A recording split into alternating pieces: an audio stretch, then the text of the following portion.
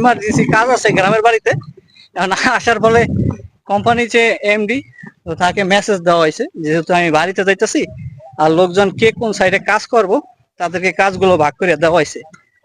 এখন আজকে সকালে যেহেতু দুইটা সাইড নারায়ণগঞ্জ আর হলো চলতেছে ঢাকার ভিতরে আরো কয়েকটা সাইড আছে, তো লোকজন সবাইকে শিডিউল দেওয়া হয়েছে অগ্রিম যে কে কোন সাইডে আজকে যাবো, যেহেতু আমি আজকে ঢাকার ভিতরে নাই বা ঢাকাতে থাকতেছি না, আমার নিজস্ব কিছু কাজ আছে, কাজের জন্য আমি গ্রামে চলে আসছি।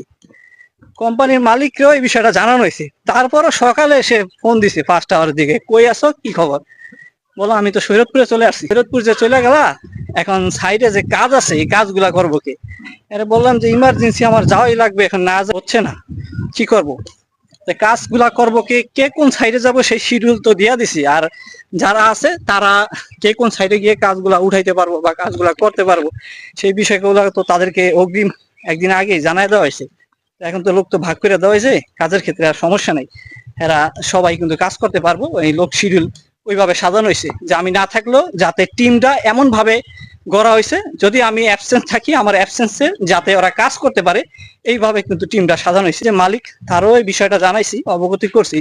তারপরও দেখেন যে জন্য মানে মূলত এই ভিডিওটা তৈরি করা, যে আমি আসছি এখন কোম্পানির আপনি সারা বছর পরিশ্রম করছেন, কোনো সমস্যা নাই, বছরের পর বছর পরিশ্রম করে দেবেন, কোনো কাহিনী নেই বা সমস্যা নাই, কিন্তু একদিন যদি মনে করেন আপনি গ্যাপ দেন না, তো এই সমস্যা শুরু হয়েছে।